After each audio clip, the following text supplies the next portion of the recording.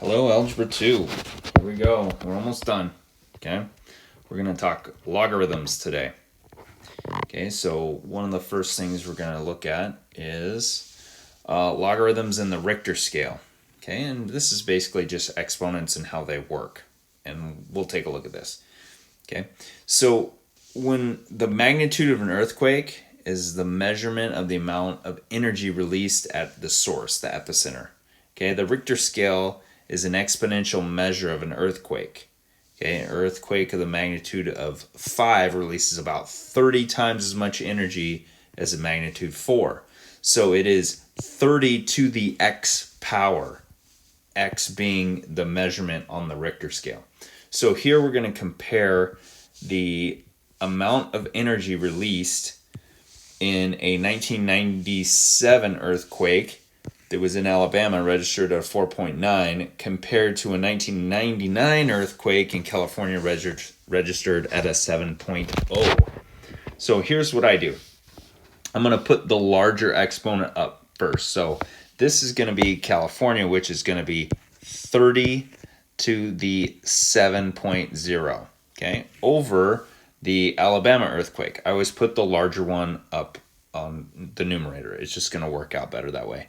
And you only have one of these in your homework, so not that big of a deal. This is 30. This is the Alabama earthquake to the 4.9. Okay, well, as you know, if we look at this, we can reduce this fraction, and it's just going to subtract the exponents as you reduce here. So this is going to equal 30 to the 2.1. Okay, so 30 to the 2.1 equals 1,264. So 1,264 times that, comparing their energy, the California earthquake released 1,264 times more energy. It's a lot of energy released, okay? And that's just the difference between a 7.0 and a 4.9. All right. So that's just kind of a side note there. So we understand that when we look at that, we can just reduce by subtracting, really. Okay, take a look at this. What we're going to do here is translate from what's called exponent form, and we're going to put those into log form. Now, logs are usually used to solve for variables in the exponent. So we basically need to be able to go back and forth between log form and exponent form. Okay, so first we're going to go from exponent form to log form. Okay, and this says 25 equals 5 to the second. And this 5 here is what's called the base. Now, if you go over here, this says log base 5 of 25 equals 2. So what the logs are going to equal is what is in the exponent. Okay, now here's how I do it. Okay, for me, it's a visual move of sweeping down and tucking it under. Okay, this 3 is the base. Okay, so I'm going to bring this down and tuck it under, and then let that 5 drop down. Okay, so what it's going to look like this is log base 3 that got tucked under of 243 equals 5. The 5 drops down. Okay, so for me, it's a very visual kind of right to left action. Okay, where I move the base down underneath and tuck it underneath the log. Okay, so when I see something like this with my exponent on the left side, I actually just move it over to the right side. So what I'd say is 1/8 equals 1/2 to the third. Okay, so I just switched its positions. Now I'm going to tuck the 1/2 underneath and then bring down the 3. Okay, so this is going to look like this. Log base 1/2 of 1/8 equals 3. Okay, so again, it's a move, right? And how I see it, very visual, I move my base with an exponent over to the right side, and then I tuck it underneath the log as I move it down. Okay, 12 to the 0 power. What does anything to the 0 power equal? Good, 1. Very good. All right, so I have this. 1 equals 12 to the 0.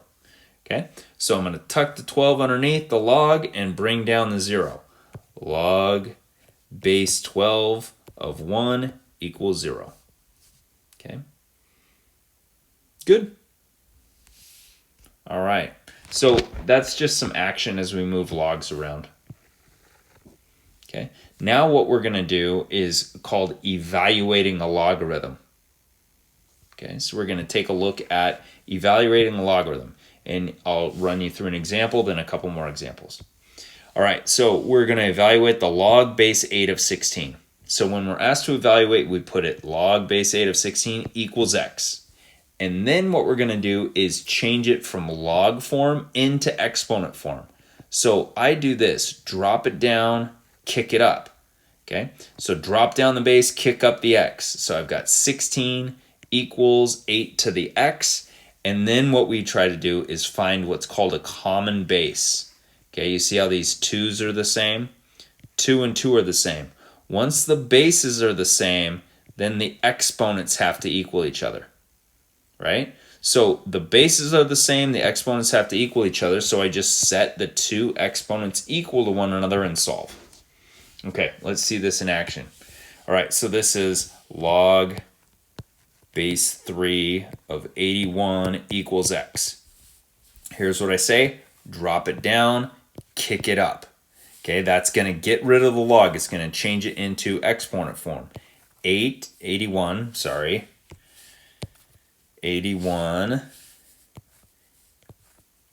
equals 3 to the x. Okay, now what I need to do is get these into a common base. And I know 81 is 9 squared, right? 9 squared equals 3 to the x. And that's fine. I know 9 is 3 squared. So 3 squared squared. So 3 to the 4th equals 81. And you can test that on your calculator. Equals 3 to the x. Well, now the bases are the same. So these exponents have to equal the same thing. So x equals 4. Okay. All right, let's take a look at this one. A little bit tougher. This is probably the toughest one we're going to do.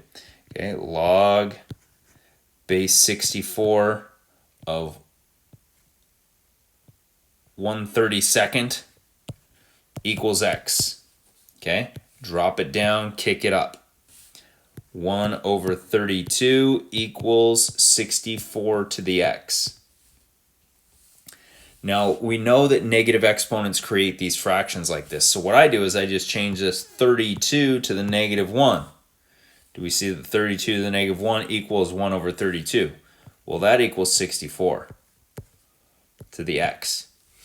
And because I'm a math teacher and have done this before, I know that 32 is actually, 2 to the 5th, okay? So 2 to the negative 5th equals, and you can see that 32 times another 2 is 64, equals 2 to the 6th. Okay, don't forget the x, that's 2 to the 6x. So now the bases are the same, the 2's are the same, so we can ignore them and just set the exponents equal to one another. So I've got negative 5 equals 6x, I divide by 6, x equals negative 5/6. Okay, and if I wanted to check that, I could do it right here. I could just plug it right into there. It goes 64 exponent negative 5/6, and it will get me the same as 1/32. Okay, those will equal the same thing. All right, let's do a couple more. I might need to erase a little bit. Okay, kind of a basic one here. I like this one. Okay, we're going to take it out over here. Log base 9 of 27 equals x, right? That's when we're asked to evaluate. We set it equal to x. Drop it down, kick it up. 27 equals 9 to the x. Well, 27, right, that's our perfect cube on 3. So 3 to the 3rd equals 27. And we know 9 is 3 squared, so it's 3 to the second x. Okay, keeping that x there. Now our bases are the same, so our exponents need to be the same. So I've got this equation, 3 equals 2x, right? And I just solve for x. X equals 3 halves. And again, if you want to take that equals 1.5, right? And plug it in to right here, say 9 to the 1.5, hit enter on your calculator. You'll get 27. Okay, I'm just going to remember what that one says and bring it way down so I can show my work here. Okay, so that was log base 10 of 100. Okay, and it says evaluate, so we go equals x, drop it down, kick it up. That gets rid of the logarithm. We just get 100 equals 10 to the x. The x is in the exponent. Okay, we know that 10 squared equals 100 equals 10 to the x, so x equals 2.